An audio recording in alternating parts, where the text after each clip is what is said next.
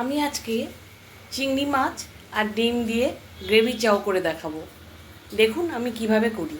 চাউমিনগুলো সেদ্ধ করার জন্য আমি গরম জল বসিয়ে দিয়েছি, জলটা ফুটে গেছে। এবার এর মধ্যে নুন দিয়ে দিলাম, সামান্য সাদা তেল দিয়ে দিলাম। এবার চাউমিনগুলো ছেড়ে দিলাম জলে। চাউমিনটা সেদ্ধ করে জলটা ছেঁকে রেখে দেবো। কড়াইটা পরিষ্কার করে নিয়ে সামান্য তেল দিয়ে দিলাম। প্রথমেই আমি চাউমিনগুলো ভেজে নিচ্ছি।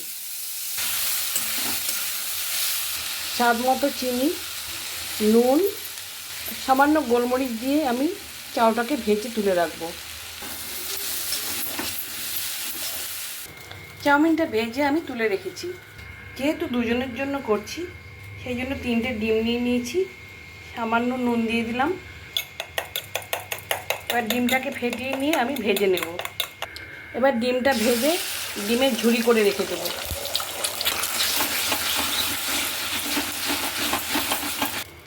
চিংড়ি মাছের যেন গন্ধ না বেরোয়, সেই জন্য আমি ভিনিগার জলে মাছগুলো যেহেতু মোটা, সেই জন্য ছোটো ছোটো টুকরো করে কেটে ভিজিয়ে রেখে দিয়েছি।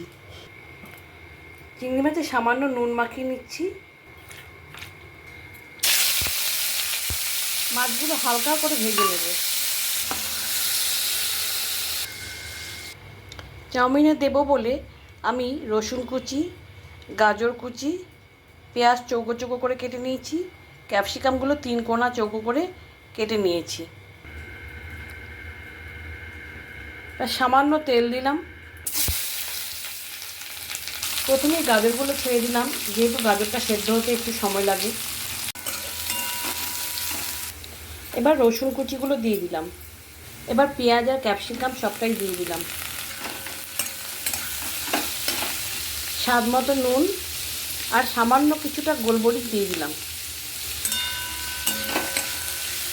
হালকা সেদ্ধ হওয়া পর্যন্ত ভেজে নেব। একটা ছোট বাটিতে 2 চামচ কর্নফ্লাওয়ার দিয়ে গুলে রেখে দিলাম। আরও 1 চামচ দিয়ে দিলাম, আমার মনে হলো লাগবে। এর থেকে আর বেশি ভাজবো না। এর থেকে বেশি ভাজলে কালারটাও নষ্ট হয়ে যাবে আর খেতেও ভালো লাগে না। ডিম আর চিংড়ি মাছটা আমি ছেড়ে দিলাম। এবার আমার যতটা গ্রেভির দরকার সেই পরিমাণ মতো আমি জল দিয়ে দিচ্ছি। কিছুটা গোলমরিচ দিয়ে দিলাম। স্বাদ অনুপাতে নুন দিয়ে দিলাম। এবার যে আমি কর্নস্টার্চটা গুলে রেখে দিয়েছিলাম সেটা দিয়ে দিচ্ছি। এখানে পরিমাণ মতো ভাজা চাউমিনটা রাখলাম। এর ওপর দিয়ে গ্রেভিটা আমি ছড়িয়ে দিচ্ছি।